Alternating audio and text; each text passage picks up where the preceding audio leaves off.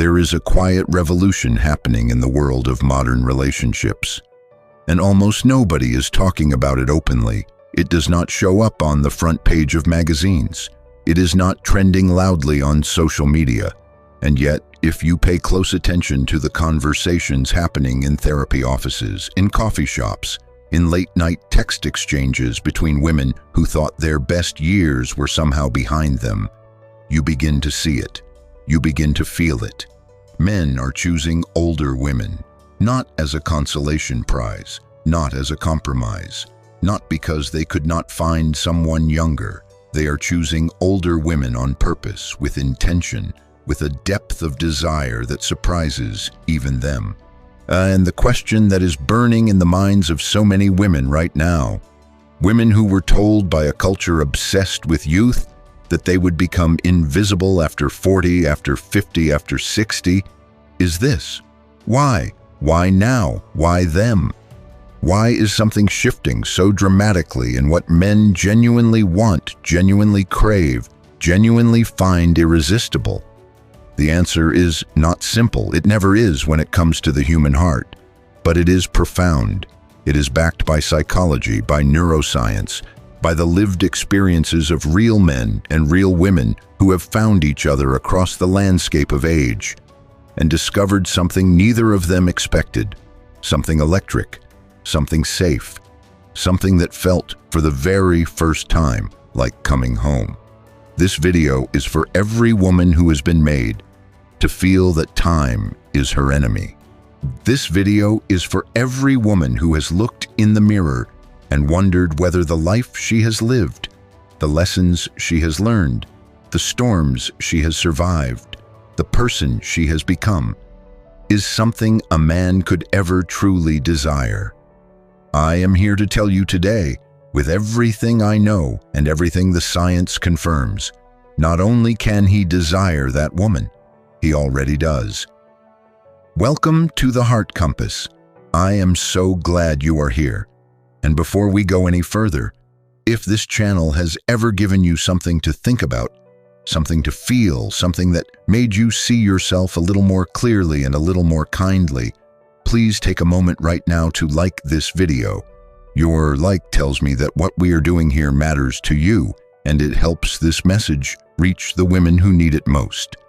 Subscribe to the Heart Compass if you have not already. Hit that notification bell so you never miss a conversation that could change the way you see yourself and the people you love. And if you really want to go deeper with us, if you want to be part of building something beautiful here, you can support this channel with super thanks. It is a small gesture that means everything because it allows us to keep creating content that takes your inner life seriously. Now, let us begin. Part 1. The Cultural Lie. We were all told for decades, for generations really, there has been a story told about women and age. It has been told so many times, in so many ways, through so many channels, that most of us absorbed it without ever questioning it. We breathed it in like air. We let it settle into our bones. The story went something like this. A woman's value, her romantic value, her desirability, her power in the landscape of love is inseparably tied to her youth. The younger she is, the more she is wanted. The older she becomes, the less she matters. Age for a woman is a countdown, a slow erosion, a diminishment that no amount of wisdom or grace or hard-won beauty can fully reverse. This story was not just told in whispers. It was told loudly, proudly, relentlessly. It was told in advertisements that used 18-year-old models to sell anti-aging cream to 50-year-old women. It was told in movies where the older woman was always the cautionary tale, the desperate divorcee, the punchline. Never the romantic lead, never the one who got the man she truly deserved. Say, it was told in the architecture of dating apps that punished women over 40 with algorithmic invisibility. It was told by well-meaning mothers who urged their daughters to settle down before it's too late. It was told by exes who replaced women in their 40s with women in their 20s and called it a preference. The message was always the same, no matter how it was packaged. Time is against you. Youth is your currency. Spend it wisely, because once it is gone, so is your worth. And here is the devastating thing about that story. Many women believed it, not because they were foolish, not because they lacked intelligence or insight or self-awareness, but because the story was everywhere, because it was relentless. Because when a lie is told often enough, by enough voices, with enough cultural authority, it begins to feel like truth. Women began to apologize for their age. They began to hide it, minimize it, fight it with every tool available. Surgery, fillers, filters, the careful crafting of online personas that shaved years off the timestamp. They began to feel that the life they had lived, the experiences that had shaped them, the difficulties that had deepened them, the growth that had made them extraordinary, was something to be ashamed of rather than celebrated. And men absorbed their own version of the story. They were told in equally relentless ways that they should want the youngest, the most inexperienced, the most conventionally fresh-faced. They were shown over and over that mature women were a lesser option, an acquired taste at best, a last resort at worst. But here is what is extraordinary. Here is what the data is now showing, what the therapists are now reporting, what the men themselves, in moments of real honesty, are saying out loud. The story was wrong, not partially wrong, not wrong in a few edge cases, fundamentally, structurally, at its very core, wrong, because something is happening right now that the architects of that story never predicted. Something is happening in the hearts and the minds and the genuine desires of a growing number of men that is turning the entire narrative upside down. Men are waking up to something, and what they are waking up to is the extraordinary, irreplaceable, deeply compelling reality of what a woman becomes when she has truly lived. Part 2. What the research is actually saying. Let us get grounded in what the science is telling us, because this is not just anecdote. This is not just the hopeful thinking of women who want to believe their best years are still ahead. This is empirical data. This is psychology and sociology and evolutionary science, all converging on a picture that is far more nuanced and far more hopeful than the old story ever allowed for. A series of studies conducted over the past decade on relationship satisfaction and partner preference have revealed something striking. When men in their 30s, 40s, and 50s are asked not just who they are attracted to on a surface level, but who they actually want to be in a relationship with, who they want to come home to, who they trust, who they find genuinely fulfilling as a partner, the answers shift dramatically away from the cultural script. The psychologist Dr. Madeleine Mason-Rowntree, who has spent years studying relationship dynamics, has noted in her research that a significant number of men actively seek out partners with greater emotional maturity, partners who have developed what she calls relationship sophistication. This is not a secondary preference. For many men, it is the primary driver of deep attraction. And what creates relationship sophistication? Life, time, experience. The kind of emotional intelligence that does not come from reading books, but from living through heartbreak and healing, from making mistakes and making amends, from building a self that can withstand the pressures of real intimacy without collapsing or running away. In other words, the very things that age gives a woman. Evolutionary psychology adds another layer to this. While traditional evolutionary frameworks focused heavily on youth as a signal of fertility and therefore desirability, more recent research has challenged this narrow view.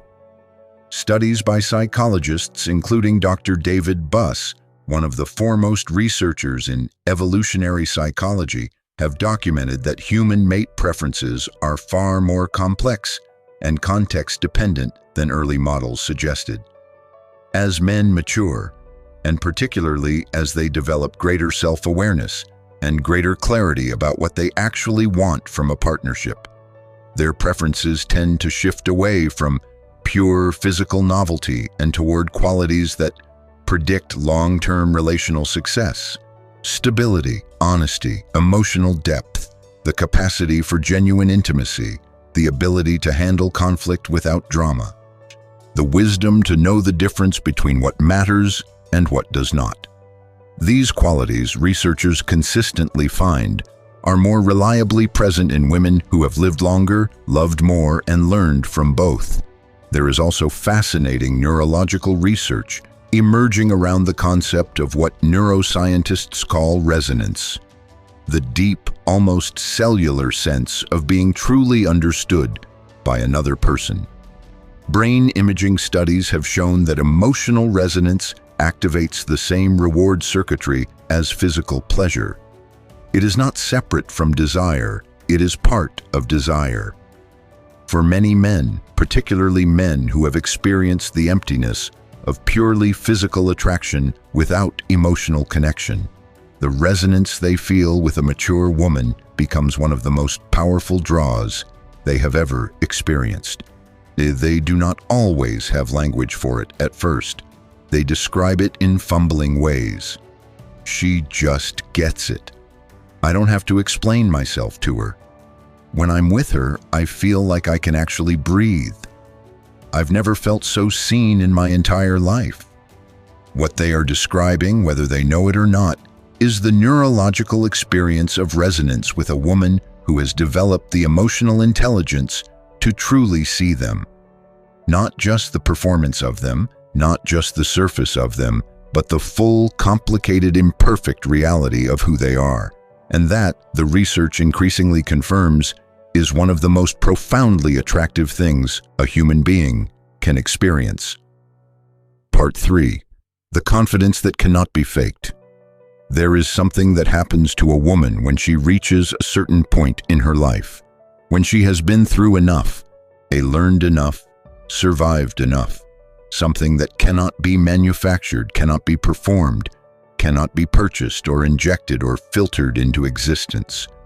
She stops performing for approval, not all at once, not always consciously, but incrementally, profoundly, she begins to shed the exhausting armor of trying to be what others want her to be, the constant calibration to others' expectations, the shrinking of herself to fit the shape of rooms that were never built for her, the apology she has been making with her whole body for simply taking up space.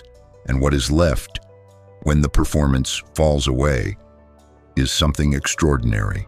It is a woman who knows who she is. She knows what she believes and why she believes it. She knows what she will and will not accept in her life. She knows the difference between love and desperation, between genuine connection and the temporary comfort of being chosen. She knows when to hold on and when to let go. She knows what brings her joy and what used to bring her pain and what she has chosen to transform. She carries herself differently.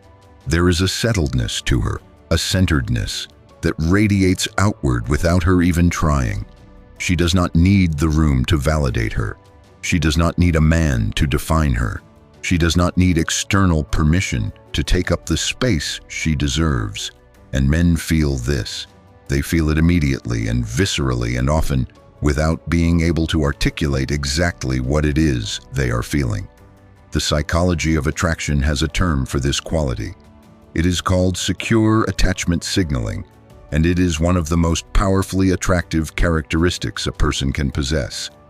When you feel secure in yourself, truly, deeply, not as a performance, but as an earned reality, you signal to the people around you that you are safe to love, that loving you will not require them to constantly manage your insecurity, constantly reassure you, constantly walk on eggshells around your fragility. This is not about being cold or aloof or emotionally unavailable. Quite the opposite. Secure women tend to be more openly warm, more genuinely nurturing, more capable of deep emotional intimacy than women who are still anxiously seeking external validation. The security comes from within, which means it does not depend on his behavior to sustain itself. And that creates something rare and remarkable. A relationship where both people are free to be honest, free to be vulnerable, free to have needs without those needs being weaponized, free to disagree without the whole structure falling apart, free to love without the claustrophobic desperation of needing the love to survive. Many men who have been in relationships with much younger women. And again, this is coming from the men themselves, in therapy sessions, in honest conversations, in the careful language of people trying to understand their own hearts, describe a particular exhaustion.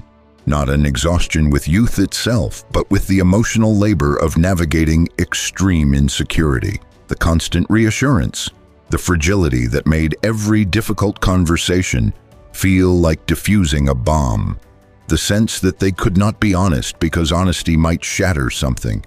And then they meet a woman who has done her work, a woman who knows herself, a woman whose confidence does not crumble when challenged, whose sense of self does not depend on his consistent worship, who can hold space for a difficult conversation without turning it into a crisis.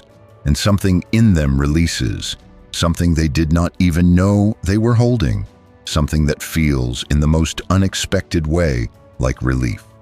That relief is a form of desire, a very deep, very real, very lasting form of desire. Part 4, Emotional Intelligence as the Ultimate Aphrodisiac. We talk a great deal in our culture about physical attraction, about chemistry, about the inexplicable spark that lights up between two people. We talk about it as though it is a mystery, a bolt from nowhere, an experience so irrational and biological that it bypasses all of our higher faculties. And yes, there is biology in attraction. There is always biology, but the science of desire is far richer than the simplistic story of physical chemistry would have us believe. And one of the most surprising findings in modern relationship psychology is this: emotional intelligence is one of the most potent attractors there is. Emotional intelligence, the capacity to recognize, understand, and skillfully navigate your own emotions and the emotions of others, is not something we are born with in full. It is developed over time, through experience, through the willingness to look honestly at our patterns, learn from our mistakes, and evolve. And older women, on the whole, possess it in greater depth than their younger counterparts. Not because younger women are deficient or less capable, but because emotional intelligence requires the raw material of lived experience to develop.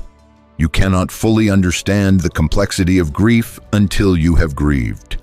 You cannot truly navigate the terrain of forgiveness until you have had to choose it when it was hard. You cannot develop the capacity for genuine, undefended intimacy until you have survived the intimacy that destroyed you and chosen, with clear eyes, to open again. When a man encounters a woman with high emotional intelligence, something remarkable happens in his inner world. He feels, often for the first time, genuinely understood, not flattered, not worshipped, not idealized, understood. She hears what he is saying underneath what he is saying. She does not catastrophize his silences or weaponize his vulnerabilities. She does not need him to be perfect in order to feel secure. She can hold the full complexity of who he is, his strengths and his shadows, his ambitions and his fears, his best self and the parts of himself he is still working on. Without flinching, without fleeing, without turning his incompleteness into her emergency. For many men, this experience of being held with emotional intelligence is genuinely transformative. It unlocks parts of themselves they have kept carefully locked. It allows them to be honest in ways they have never been able to be honest. It creates a quality of intimacy that is unlike anything physical attraction alone can produce. Deeper, more durable, more nourishing. Dr. John Gottman, whose decades of research on couples has made him one of the world's foremost authorities on what makes relationships work, has consistently found that emotional attunement, the ability of partners to understand and respond to each other's emotional needs, is one of the single greatest predictors of relationship longevity and satisfaction. More predictive than physical compatibility, more predictive than shared interests, more predictive than even levels of commitment. And emotional attunement is, at its core, a function of emotional intelligence, the kind that is earned, the kind that time and experience build in a woman who has paid attention to her own inner life. When men, particularly men who have grown beyond the shallow metrics of early youth, men who have their own emotional work and self-awareness, encounter this quality in an older woman, it does not merely satisfy them, it captivates them. It draws them in with a gravity that pure physical attraction simply cannot replicate. They are not choosing the older woman despite her age. In many profound ways, they are choosing her because of it, because of the woman that age has made her, because of the emotional richness she brings to a relationship that younger years, for all their beauty, simply could not have produced. Part 5. The liberation of no longer needing to perform. There is a particular kind of exhaustion that comes with early womanhood in a culture that is watching your every move. The relentless performance of femininity, the careful management of your own presentation, your appearance, your personality, your appetite, your ambition, so that you remain desirable, remain approved of, remain safely within the boundaries of what you are allowed to be. This performance takes an enormous amount of energy, and it creates a fundamental problem at the heart of young relationships. When you are performing, you cannot be known. When you are managing your presentation rather than expressing your truth, the person who falls in love with you is falling in love with the performance, not with you. And somewhere underneath the applause, some part of you knows this. Some part of you knows that if he ever saw the unfiltered reality of who you are, he might not stay. This is the wound at the center of so many early relationships, the constant low-grade terror of being truly seen. But something begins to shift, slowly, then suddenly, with age. With the accumulation of enough experience to understand that performing for approval has never once, not a single time, led to genuine love. With the scar tissue of relationships that collapsed not because you were not performing well enough, but because performance itself is the enemy of real intimacy. Women who reach this understanding, and it often comes sometime in their 40s, though it can come earlier or later, depending on the path, begin to do something radical. They begin to simply be themselves. They stop apologizing for their opinions. They stop minimizing their intelligence. They stop performing smallness to make insecure men feel large. They stop pretending that they do not have needs, that they do not have standards, that they do not have boundaries. They stop laughing at things that are not funny and agreeing with things they do not believe and tolerating treatment that does not reflect their worth. And here is what happens when a woman does this. When she shows up for the first time or the most consistent time as genuinely, unambiguously herself. The men who were only attracted to the performance disappear, and that is not a loss, that is a gift. But the men who are capable of real intimacy, the men who are themselves tired of performance, tired of playing roles, tired of navigating relationships where nobody is really being honest, these men feel something ignite in them, something that might be the most honest feeling they have ever felt.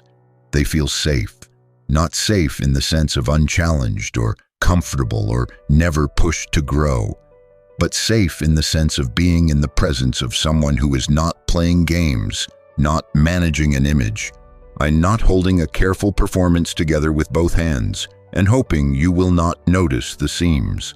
Safe in the sense of standing in front of someone who is exactly who they say they are. This authenticity, this radical, earned, unafraid authenticity, is irresistible to any man who is mature enough to recognize what he is seeing. And for men who have spent years or decades navigating the performance culture of modern dating, the encounter with a woman who has graduated beyond it is not just attractive, it is revolutionary. Part 6. The woman who has healed is not the same as the woman who has never been broken. Let us talk about something that our culture gets profoundly wrong. We have a tendency to equate woundedness with damage, as though a woman who has been through heartbreak, through loss, through the difficult terrain of real life, is somehow diminished, somehow less than she was before the hard thing happened. But psychology, and more importantly, the lived experience of women who have done their healing work, tells a very different story. There is a Japanese art form called kintsugi. It is the practice of repairing broken pottery with gold, filling the cracks not by hiding them, but by making them visible, by highlighting them with the most precious material available. The philosophy behind kintsugi is that the broken places are not flaws to be concealed. They are the history of the object. They are what makes it unique. And filled with gold, the cracks become the most beautiful part of the piece. A woman who is broken and healed is kintsugi. The places where she has been wounded and chose to mend herself, not to disappear the wound, but to transform it. Those places do not make her less. They make her more understanding, more compassionate, more real, more capable of genuine love because she knows in her bones what love costs and what it is worth. Men who are doing their own inner work, men who are developing their own emotional intelligence and self-awareness, recognize this quality immediately. They do not look at a woman's history of heartbreak as evidence of her brokenness. They look at it as evidence of her courage, of her resilience, of her capacity to love deeply enough to be hurt deeply and to choose to love again anyway. The woman who has never been through anything difficult is, in many ways, untested. Her capacity for love is theoretical. Her understanding of her own depths is limited. There is a kind of beautiful innocence in that, but there is also a kind of fragility, an untested quality that men who want real partnership sense instinctively. The woman who has been through the fire and come out the other side, who has grieved and survived and chose to keep her heart open, carries a different quality entirely. She is not fragile, she is forged. She does not need to be protected from difficulty because she has already faced it. She does not need to be shielded from reality because she has already lived through it. She is, in the fullest sense of the word, a partner, not a project, not a protege, a partner, an equal, someone who can stand beside him in the difficult moments, not because she has never been afraid, but because she has been afraid and she showed up anyway. This is one of the most profound psychological shifts in what mature men are reporting they want. They are not looking for someone to rescue. They are not looking for someone who needs them to be the strong one, the capable one, the one who always has the answers. They are looking for someone who can meet them. A woman who has done her healing offers exactly this. She has met herself, and from that place of self-meeting, she can genuinely meet another. Part 7. Boundaries as beauty. Why a woman who knows her limits is endlessly attractive.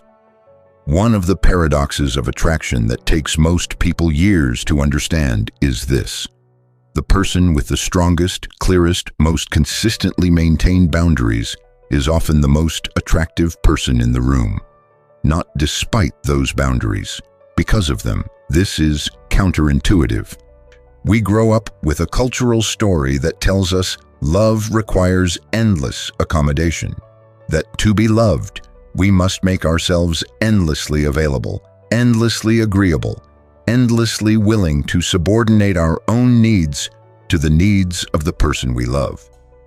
We are taught in 100 subtle and not so subtle ways that having needs is unattractive, that saying no is rejection, that boundaries are walls and walls keep love out. But the psychology of healthy relationships reveals exactly the opposite.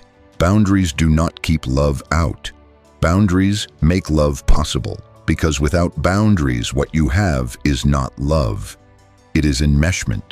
It is the desperate, anxious, codependent tangle of two people who have lost track of where they end and the other begins.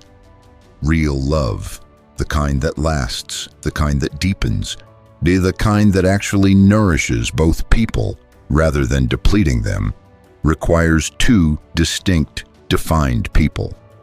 Two people who know themselves well enough to know what they need and honest enough to ask for it. Two people who respect themselves enough to refuse what violates them and who respect the other enough to honor the same in return. Older women, as a rule, have learned this. Not all of them. Healing is not automatic, and years alone do not guarantee wisdom. But women who have done their psychological work, who have moved through the particular crucible of midlife and come out the other side, tend to have a clarity about their own needs and a willingness to honor them that is genuinely rare. They know what they will accept. They know what they will not. They know the difference between compromise and self-betrayal. They know when to be flexible and when to hold the line.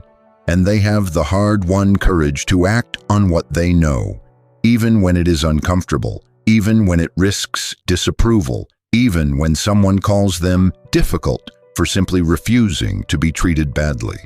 This is devastatingly attractive to men who have the emotional maturity to recognize it. Here is why. A woman with clear, healthy boundaries is sending a very powerful signal. I know my worth. I am not available to be treated less than I deserve. I am here for genuine partnership, not for the performance of relationship, while my actual needs go unmet. That signal tells a man several crucial things at once. It tells him that she is not desperate, that she is with him by genuine choice, not by fear of being alone. It tells him that if she approves of him, her approval is meaningful. It means something real, not just that she will accept anyone who shows interest. It tells him that he can trust her honesty, because a woman who holds her own boundaries will also tell him the truth when he needs to hear it, rather than managing him with the soft lies of conflict avoidance. And perhaps most importantly, it tells him that being with her will require him to show up, to be genuine, to bring his best self, not because she is demanding perfection, but because she is clear about what she deserves. And what she deserves is someone who is fully present and fully honest. For men who are tired of relationships that reward dishonesty and punish authenticity, and there are more such men than the culture tends to acknowledge, a woman like this is not intimidating. She is a revelation. Part 8. The sexual confidence of a woman who knows herself. We need to talk about this because it is part of the conversation, and avoiding it would mean leaving something essential unsaid. There is a particular quality to the sexuality of a woman who has genuinely come into herself, who knows her own body, who knows what she wants and has made peace with wanting it, who has left behind the performance of sexuality, the anxious effort to be what she thinks is wanted, rather than the expression of what she genuinely feels, and arrived at something that is simultaneously more vulnerable and more powerful than anything she managed in her younger years. Sex researchers and relationship therapists have noted, with increasing frequency, that many men report that the most sexually satisfying experiences of their lives have not been with the youngest partners they have had, but with the most self-possessed. With women who brought genuine presence to intimacy. Women who were not watching themselves from the outside, not managing their performance, not calculating his response, but simply wholly there. This quality of presence, of genuine, undefended presence in the body, in the moment, in the connection, is not a function of youth. In fact, it is frequently hindered by it. Youth comes with a particular kind of self-consciousness, a hyper-awareness of being watched and evaluated that can make genuine presence in intimacy extremely difficult. It is with age and self-acceptance that many women discover, often to their own surprise, that they are capable of a depth of sensual and sexual presence that they never accessed before. They have made peace with their bodies, not necessarily in the sense of loving every curve, every line, every mark that time has left, but in the sense of inhabiting their bodies rather than observing them, living in their skin rather than renting it. They know what brings them pleasure. They are no longer too embarrassed to say so. They understand that their desire is not something to be hidden or minimized or carefully deployed as a tool to secure his interest. Their desire is real and valid and worthy of expression.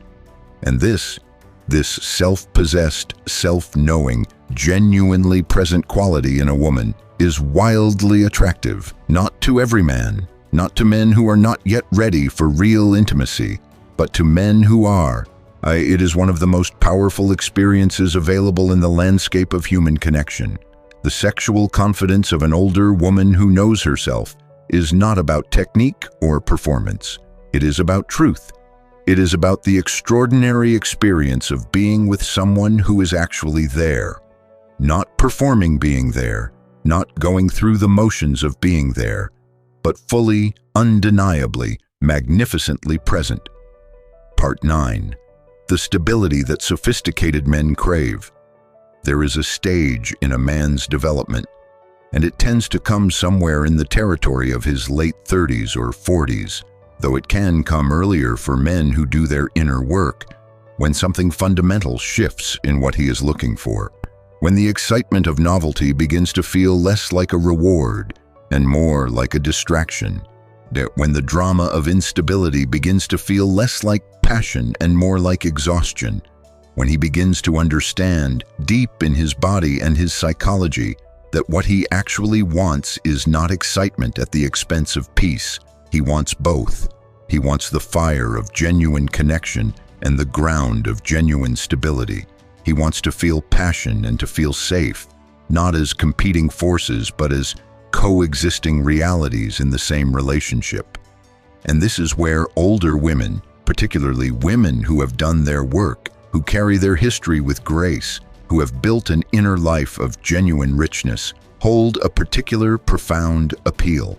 They are stable, not in the sense of boring, not in the sense of predictable or diminished or without spark, but stable in the sense that matters. They are reliably, consistently themselves. They do not transform overnight based on his moods or his approval ratings. Their sense of self does not depend on his behavior. Their inner world does not turn into a storm every time they encounter difficulty. This stability is not something that can be easily manufactured or performed. It is built slowly from the inside out, through the practice of knowing yourself and trusting yourself, and being willing to sit with discomfort rather than react to it. It is the fruit of years of doing the work. Psychiatrists and relationship therapists consistently report that one of the top things their male clients articulate when asked what they truly want in a long-term partner, when they strip away the socialized fantasy of the ideal mate and speak from their actual, undefended inner truth, is this quality of stability, of knowing that the ground beneath them is solid, that the person they love will still be recognizably themselves next month, next year, next decade. For men who have experienced the particular pain of loving someone whose emotional instability made genuine security impossible, And this is an experience that cuts across all age groups. The encounter with a stable, grounded, truly self-possessed woman is almost disorienting in its power. It is like putting down a weight you had been carrying for so long that you forgot it was there. It is like finally being able to exhale. And men who have experienced this quality in an older woman will often say the same thing when you ask them to describe it. They do not say she is calmer.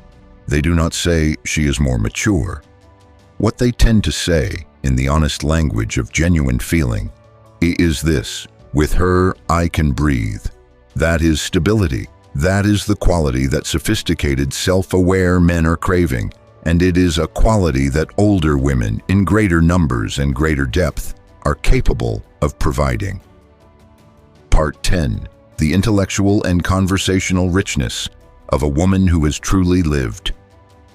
Let us talk about the quality of conversation, because this matters more than we often acknowledge when we discuss attraction and desire. The ability to have a genuinely stimulating, genuinely nourishing conversation, one that leaves both people feeling expanded, more alive, more connected to the complexity of the world and to each other, is one of the great gifts of intimate partnership. And it is a gift that is inseparably tied to the breadth and depth of lived experience. A woman who has truly lived, who has traveled, whether geographically or metaphorically, through the varied terrain of human experience, carries with her a richness of perspective that is genuinely rare. She has opinions that are not borrowed from whatever narrative is trending. She has views that she has actually formed, tested against reality, revised in the light of new experience. She has stories that are genuinely her own. She has wisdom that is earned rather than inherited. She can talk about the books that changed her and tell you exactly how and why they changed her. She can discuss her mistakes with equanimity rather than shame, because she has integrated them, made them part of the larger story of her becoming, rather than shameful secrets to be defended against. She can hold complexity, can acknowledge that two opposing things can both be true, that people are more than their worst moments, that the world is richer and stranger than any simple narrative can contain. She is intellectually curious not to impress, but because curiosity is genuinely part of who she is. She has things she is passionate about, ideas, causes, crafts, questions, and her passion is contagious and enlivening to be around.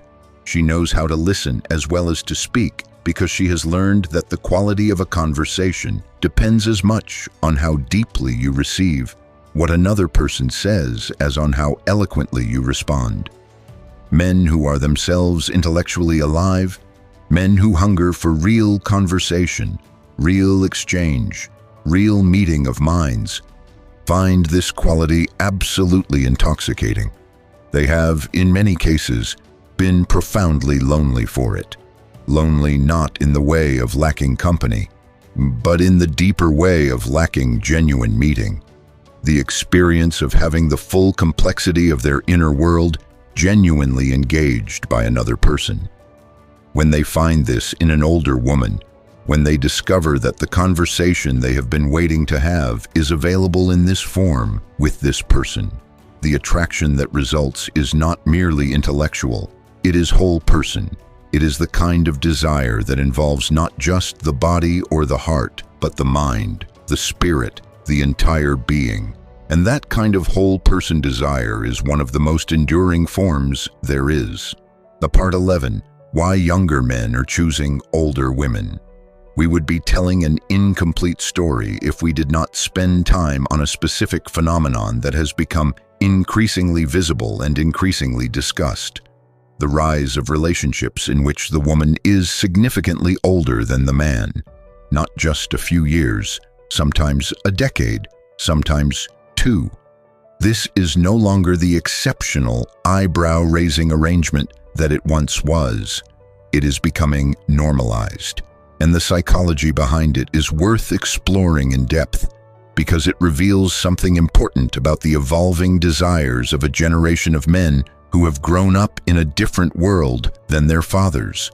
Younger men today, men in their 20s and 30s, are coming of age in a culture that, despite all its flaws, has made significant strides in normalizing emotional expressiveness and psychological self-awareness in men. They have been more exposed to the language of emotional intelligence, more encouraged to examine their inner lives, more likely to have done some form of therapeutic or personal development work than any generation before them. And as a result, many of them are entering the dating world with a clarity about what they want that is, in itself, a kind of maturity. They know they want real connection. They know they want to be genuinely seen. They know they want a partner whose sense of self does not hinge on their constant validation, because they understand, from observation, from experience, from reflection, how depleting that dynamic becomes. And when they look around them at the women available to them, when they move through the landscape of modern dating and take honest stock of what they are encountering, many of them find what they are looking for not in their own age group, but in women who are older. Not because those women are better people, not because age confers automatic superiority, but because the particular combination of qualities they are hungry for, self-possession, emotional intelligence, directness, depth, the groundedness of a person who knows themselves, tends to be more reliably present in women who have had more time to develop it. Therapists who work with age gap couples note a consistent pattern in the way younger men describe their attraction to older women. The physical element is often present, but it is rarely described as the primary driver. What these men emphasize, again and again, is the quality of being understood, the experience of not having to explain themselves, the relief of being with someone whose emotional sophistication allows for a level of honesty and depth that they have not been able to access elsewhere. There is also, for many younger men, a specific attraction to the combination of warmth and strength that well-developed older women tend to carry. The warmth that comes from having given a great deal of care in a life. The strength that comes from having survived a great deal of difficulty. Together, these qualities create something that feels, to a man who is ready for real love, like exactly the kind of home he has been looking for. Not a home in the sense of dependency, not a home in the sense of mother replacement, which is the rather patronizing interpretation that this dynamic is often given. A home in the sense of a place where the whole of who he is, not just the impressive parts, not just the parts he knows how to perform, but all of him, is welcome. This is not a complicated psychology. It is, at its heart, the same thing everyone is looking for, the experience of being wholly seen and wholly welcomed. The older woman who has earned her wholeness and wears it with dignity is offering this in a way that is real, that is substantive, that is not dependent on illusion or performance. And men, young men, middle-aged men, men of all ages who are ready for real love, are recognizing it. Part 12. The role of masculine evolution in this shift. We cannot fully understand this phenomenon without understanding something about how masculinity itself is evolving, because the shift in what men are desiring does not happen in a vacuum. It happens in the context of a broader cultural and psychological evolution in how men understand themselves and what they are actually looking for in love. For generations, men were given a very narrow script for what desire was supposed to look like. They were supposed to want the young, the beautiful, the admiring, the accommodating. They were supposed to be attracted to softness and availability and the uncomplicated adoration of someone who had not yet developed the edges and the agency that come with real self-knowledge. The problem was that many men followed this script and found themselves profoundly empty. They had the young partner, the accommodating dynamic, the uncomplicated adoration, and they were lonely. because you cannot have real intimacy with someone who does not bring themselves fully to the relationship. You cannot truly be known by someone who does not know themselves. You cannot find genuine partnership with someone who is primarily a mirror for your ego, rather than a full, complex person in their own right. This emptiness has been the quiet crisis of a generation of men, hidden behind cultural expectations that told them they should be satisfied with what they had, hidden behind their own difficulty in articulating what they actually needed in a culture that had not given them language for such things. Hidden behind the performance of masculine satisfaction, the performance of the man who has what he is supposed to want and is therefore supposed to be happy. But crises, even quiet ones, eventually demand reckoning.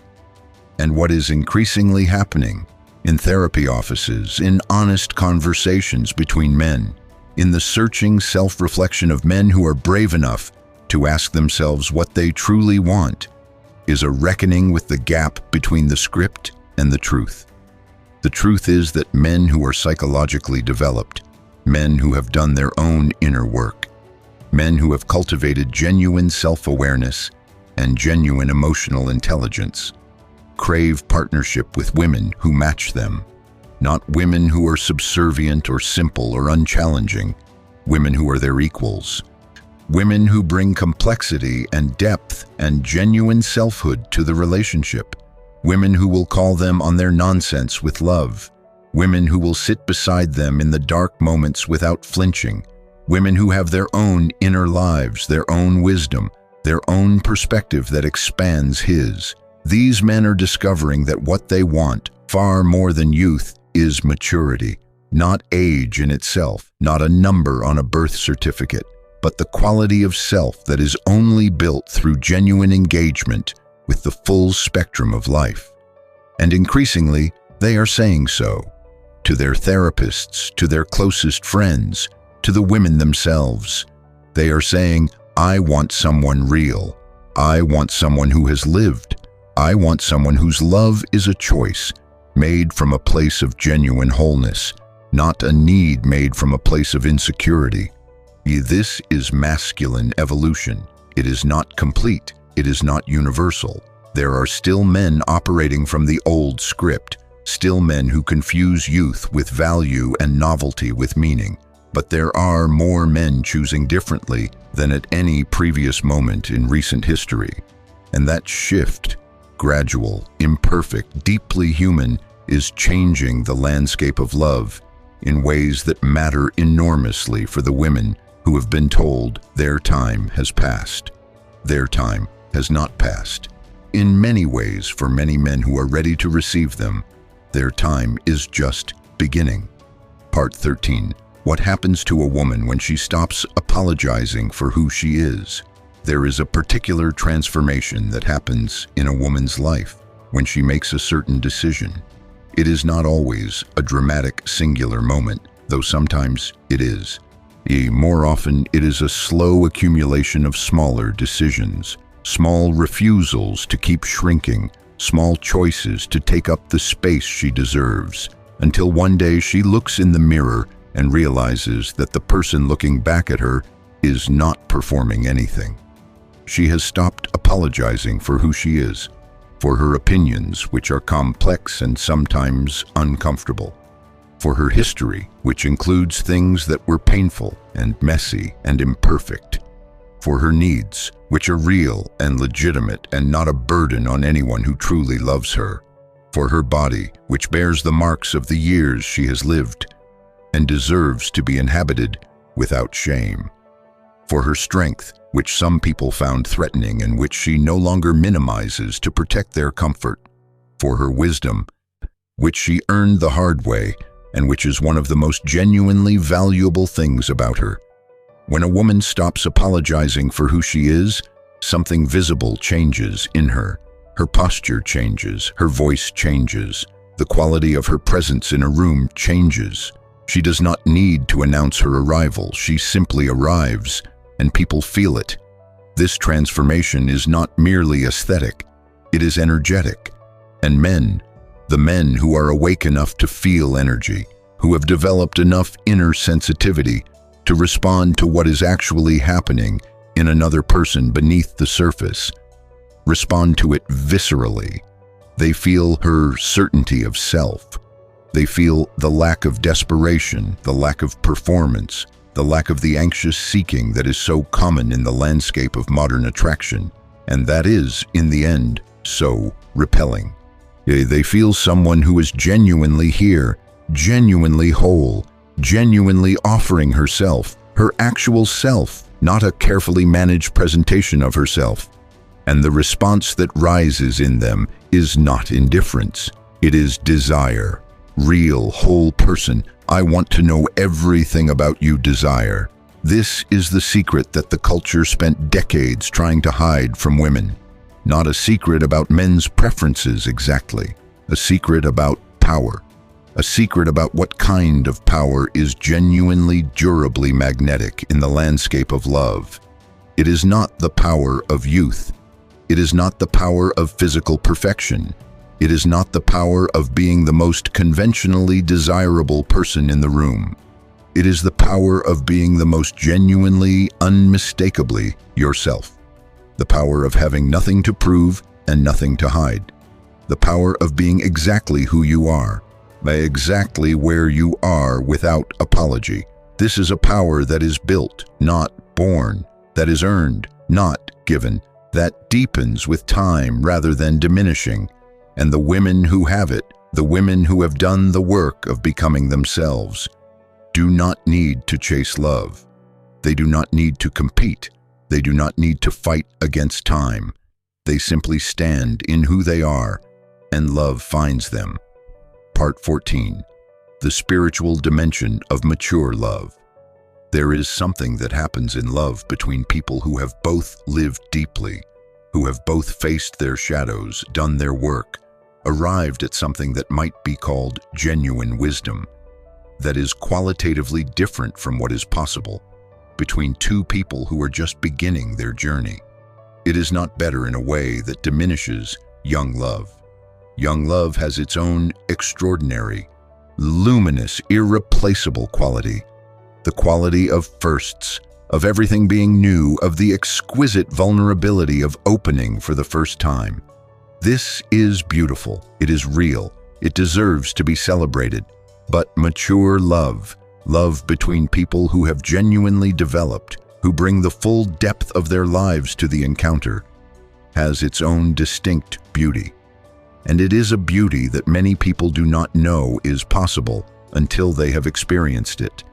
There is a quality of recognition in mature love that goes beyond the usual chemistry of attraction. It is as though two people who have been shaped by many of the same invisible forces, loss, growth, the particular education of heartbreak, the particular gift of survival, recognize something in each other that they cannot quite name. A familiarity, a resonance, the sense of having been known before somewhere in some life before this one, the sense of finding something that has always been searching for you. This quality has been described in different ways across different cultures and spiritual traditions. Some call it the meeting of souls. Some describe it in the language of psychology, the encounter of two developed selves whose particular patterns of growth happen to fit together in deeply complementary ways. Some speak of it as the feeling of finally being home.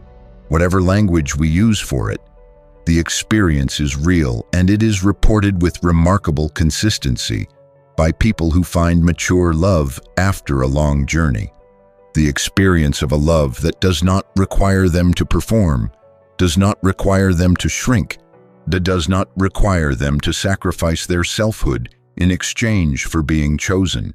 A love that sees them, not the younger version of them, not the version that has not yet been weathered by time, but the version that exists right now, marked by everything they have lived, shaped by everything they have endured, carrying all of it forward as part of the extraordinary, irreplaceable being that they have become. Men who are ready for this kind of love, men who have themselves done the work of becoming, who have developed their own depth and their own capacity for genuine meeting. Seek it with an urgency that surprises them, because once you have tasted the possibility of being fully seen, the performance of earlier relationships becomes genuinely unbearable. The shallow water of connection without depth becomes insufficient for someone who knows that the ocean exists. And when they find her, the woman who is genuinely herself, genuinely whole, genuinely available for the kind of love that requires real courage from both sides, what they feel is not merely attraction, it is recognition. Part 15, what this means for you, the woman who is reading this right now. I have been building toward this moment, because everything we have discussed, the psychology, the neuroscience, the evolution of masculine desire, the power of mature femininity, is ultimately in service of one thing: you. The woman who is here right now, watching this video and feeling something stir in her as she listens. Maybe you are in your 40s and you have been carrying the quiet, the persistent fear that the best of you has somehow already passed, that the years of your most vibrant, most desirable self are behind you, and that what lies ahead is a long, graceful decline into irrelevance. Maybe you are in your 50s and you have recently found yourself single, through the end of a marriage, through the loss of a long-term relationship, and you are navigating the strange terrain of starting again when everything around you seems to be telling you that you are too old for this. Maybe you are in your 60s and you have surprised yourself by still wanting love, still wanting to be wanted, still feeling somewhere in the deep truth of yourself that the story is not over, that there is still a chapter to be written that is worthy of everything you have become. To every one of those women, to you right now, reading these words, I want to say something clearly. The culture lied to you. The diminishment was not real. The countdown was never real. The idea that your value has an expiration date, that your desirability is a function of how young you are rather than of how deeply and beautifully and courageously you have lived. This is one of the great lies that was ever told about women, and it deserves to be rejected with everything you have. Because what you have become, in all of your complicated, hard-won, luminously human glory, is not less than you were. It is more. More of you, more depth, more wisdom, more capacity for genuine love, because you have loved deeply and lost and chosen to love again. More capacity for genuine intimacy, because you know yourself in ways that you simply could not have known yourself before you went through what you went through. The men who deserve you, the men who are ready for the extraordinary complexity and beauty of what you have to offer, are looking for you, not the younger version of you. You, the woman you are right now, the woman you have become through everything you have endured. They are looking for the steadiness in your eyes, the directness of your speech, the warmth that has been deepened by knowing what it costs, the strength that has been built not in spite of the difficulty, but through it. They are looking for someone whose love is a choice, made freely and clearly, from a place of genuine knowing and genuine wholeness. They are looking for someone who will not shatter when things get hard. Someone who knows the difference between love and performance. Someone who can be honest when honesty is difficult, and tender when tenderness is needed, and fierce when fierceness is required. Someone whose sense of self does not depend on his behavior, but whose love for him is genuine and chosen and given freely. They are looking for you. Do not make yourself smaller so they can find you. Do not apologize for the fullness of who you are. Do not dim your light so that you are easier to look at. The men who deserve you are not looking for something smaller. They are looking for the whole thing, the whole magnificent, fully realized, fully alive thing, which is exactly what you are. But part 16, common misconceptions and the truth behind them. let us spend some time dismantling a few of the most persistent myths about older women and desire, because these myths do real damage and they deserve to be confronted directly. The first myth: men only choose older women because they want a mother figure. This is perhaps the most condescending and dismissive interpretation of this dynamic, and it survives primarily because it allows people who are uncomfortable with the reality of mature female desirability to explain it away. The truth, backed by both research and by the honest testimony of the men themselves, is significantly more nuanced. Yes, some men who choose older women are acting from unresolved psychological needs related to maternal attachment.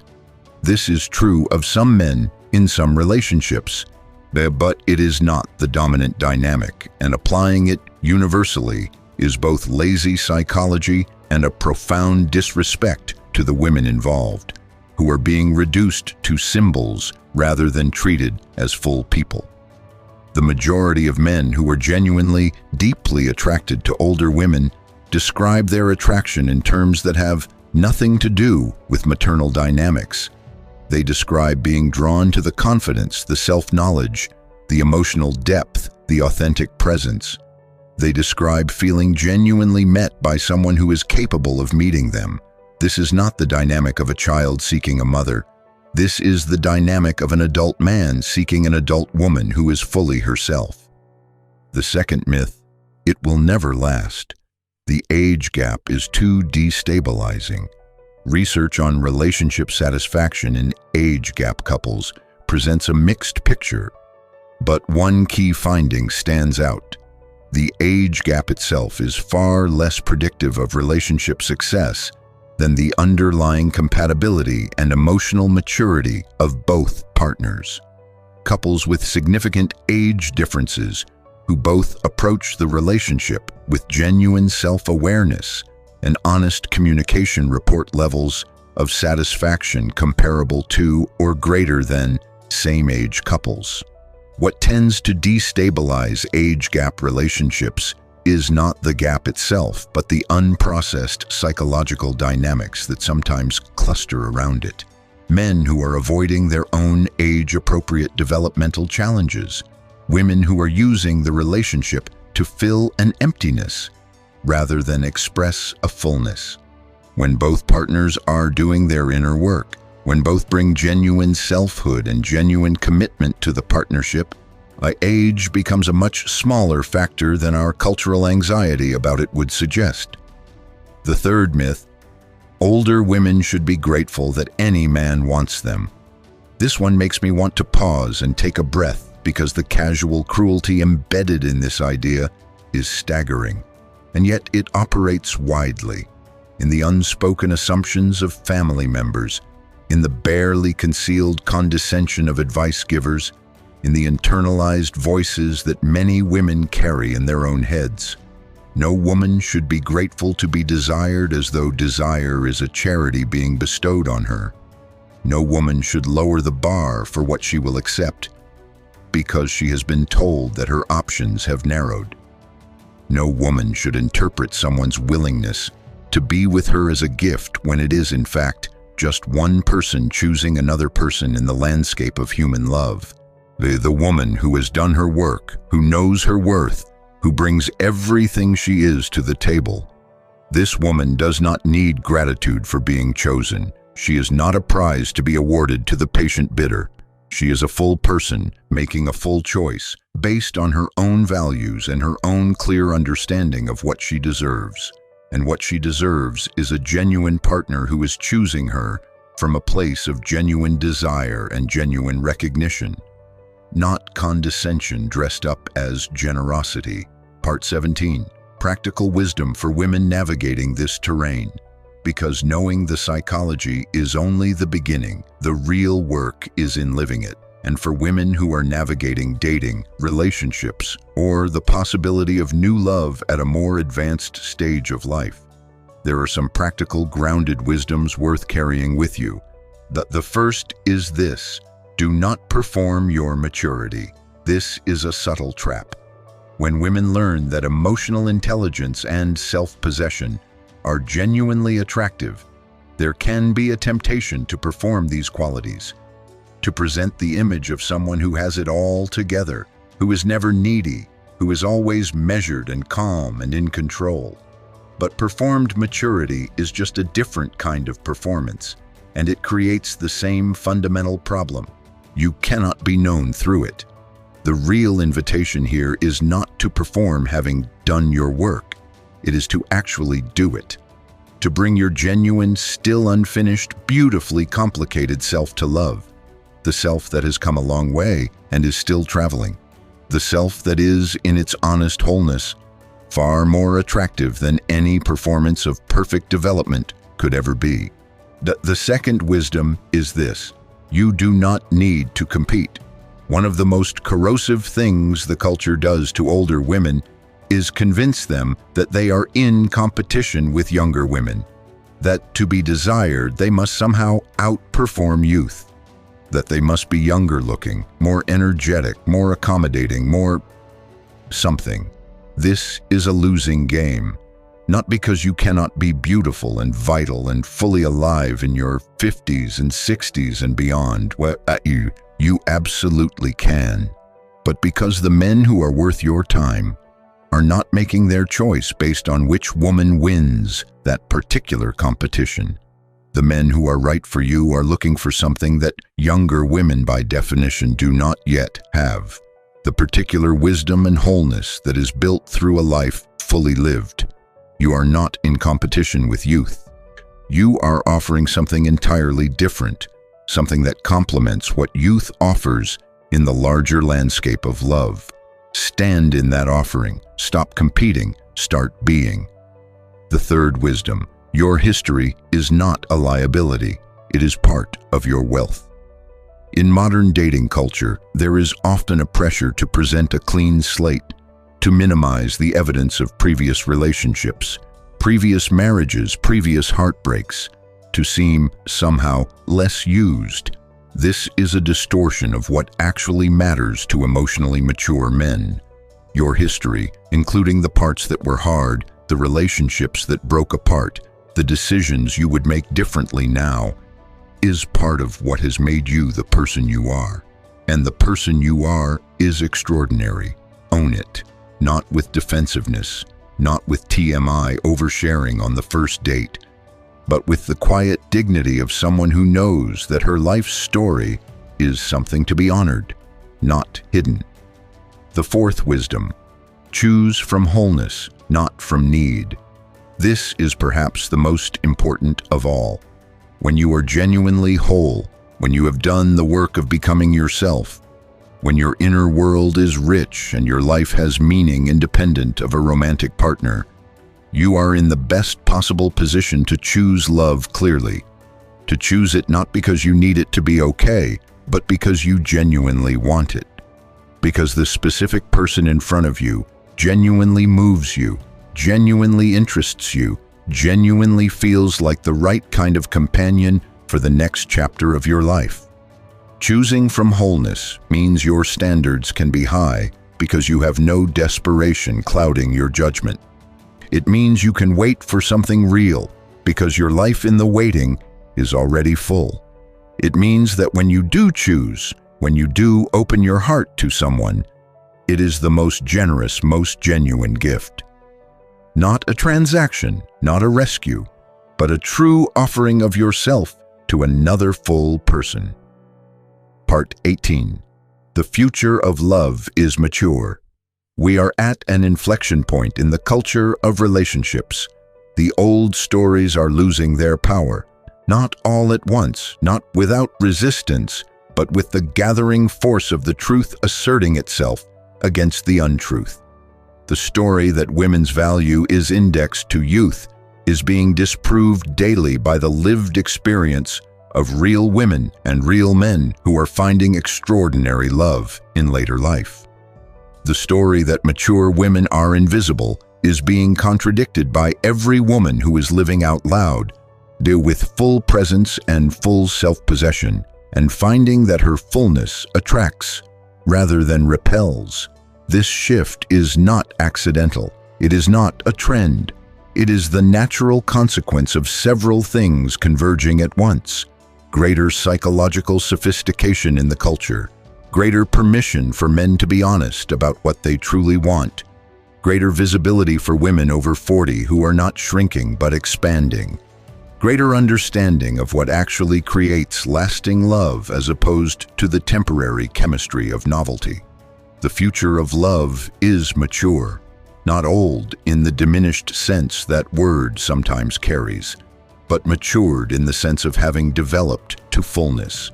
The way a wine matures, deepening in complexity and richness, and the extraordinary subtlety that can only come from time. The way a piece of music matures under the hands of a musician who has played it for years, until every note carries not just technical skill, but the weight of genuine feeling. The future of love belongs to those who have done the work of becoming themselves, who have faced what needed to be faced, who have learned what needed to be learned, who are showing up in this moment and every moment as the fullest possible version of who they are.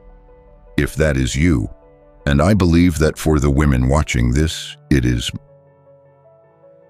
then the future of love is yours, not as a consolation prize, not as a surprising exception to a diminishing rule, but as the natural, inevitable result of a life genuinely, courageously, beautifully lived. You have been waiting for permission to believe this. I am telling you now, you do not need anyone's permission.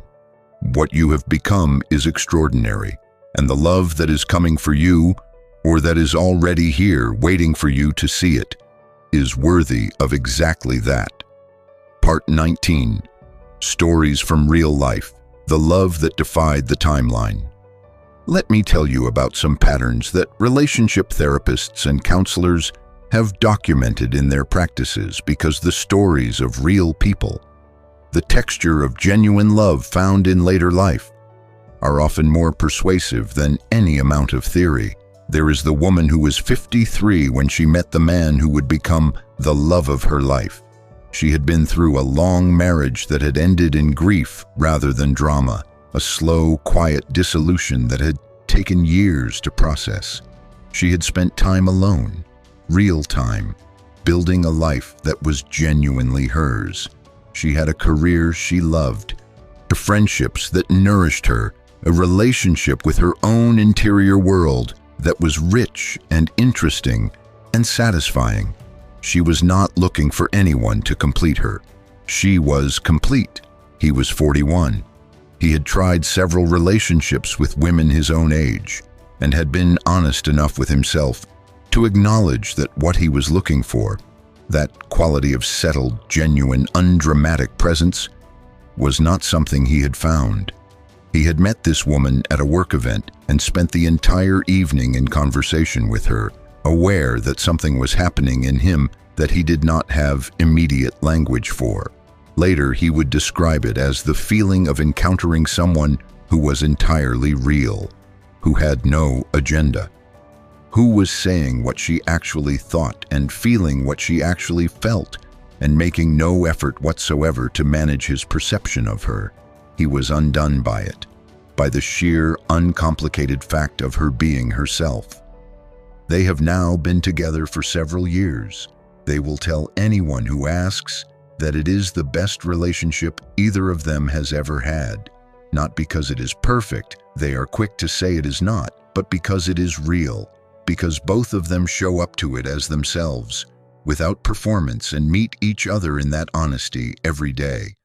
There is also the woman who was 62 and newly widowed, who had buried the love of a long marriage and thought genuinely and without self-pity that love of that kind had happened to her once and would not happen again.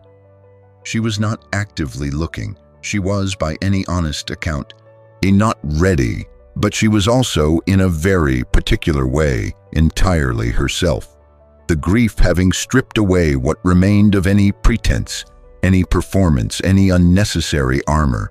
She was raw and real and radically present in a way that the years before the loss had not quite produced.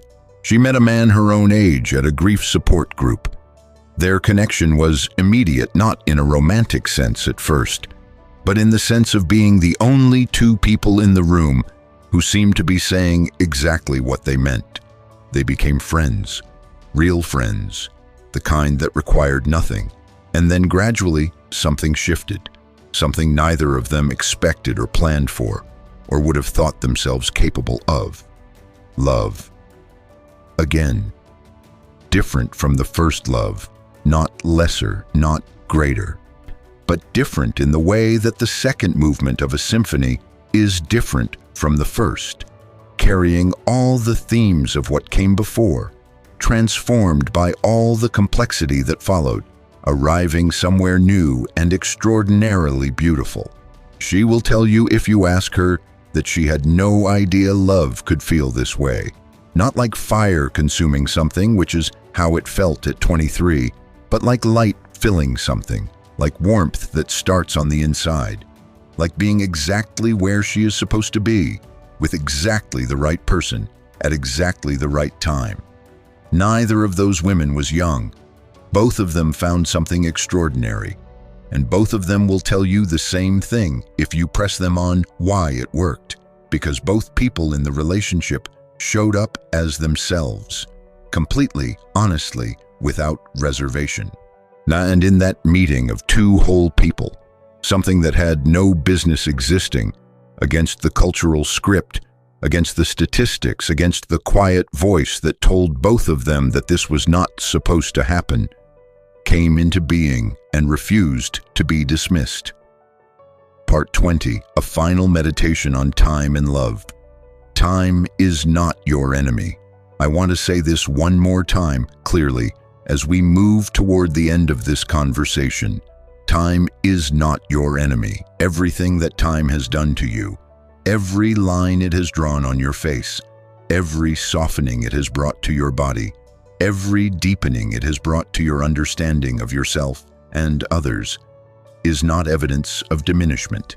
It is evidence of presence. It is the record of a life that has been lived with sufficient fullness to leave marks. The marks are not flaws. They are the story. They are the kintsugi gold, visible and beautiful and true. A culture that has tried to sell you on the idea that these marks are problems to be solved, that time is an enemy to be fought, that your worth decreases with every year you continue to have the audacity to exist. That culture has been selling you something that serves its interests and not yours. That serves the industries that profit from your insecurity. That serves the power structures that benefit from your diminishment. That serves the internal logic of a world that does not know what to do with a woman who is truly, fully herself.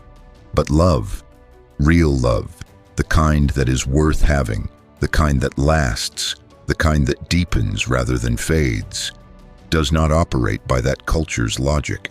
Real love sees what is actually there, and what is actually there, in a woman who has lived and loved and lost and grown and kept her heart open through all of it, is extraordinary. You are not less because you have lived. You are more. You are not less desirable because you have aged. You are more fully yourself.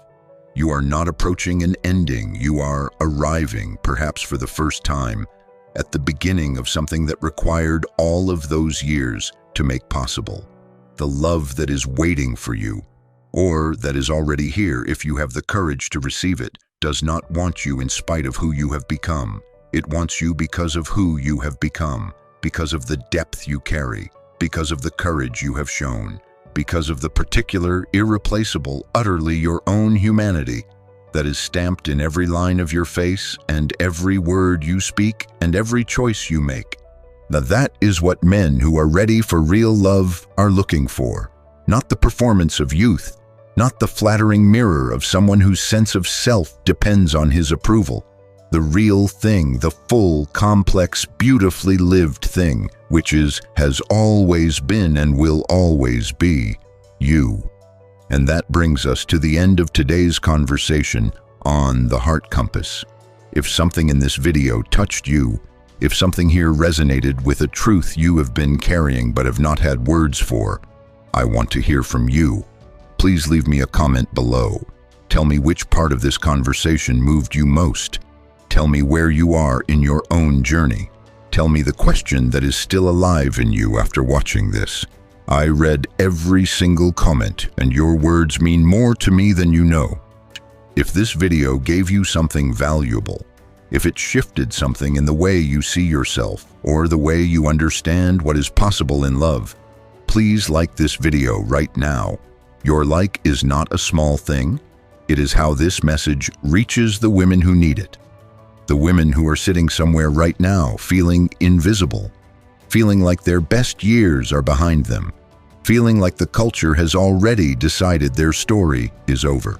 Your like is how we find them, how we tell them, you are not forgotten, you are not invisible, you have not been left behind, your story is not over. Please share this video with a woman in your life who needs to hear this today. Your friend who just went through a divorce, your sister who is afraid to start again, your mother who has convinced herself that love is for younger people, your colleague who is brilliant and beautiful and completely blind to her own worth. Send it to her. Tell her you thought of her. That small act of love might change her life. Subscribe to the Heart Compass if you have not already. We are building something here.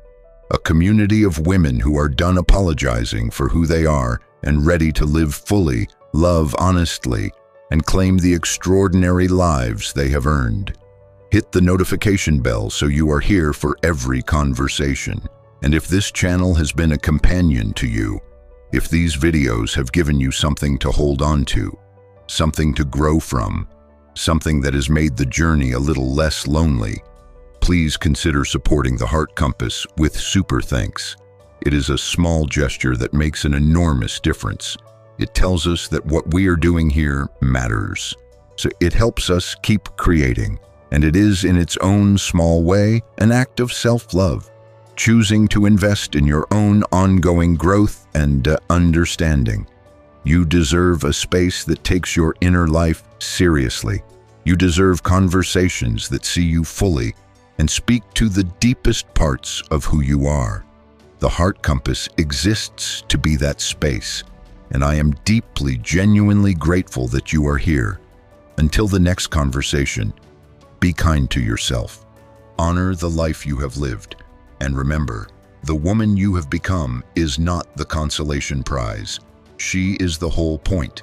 I will see you next time, right here on the Heart Compass.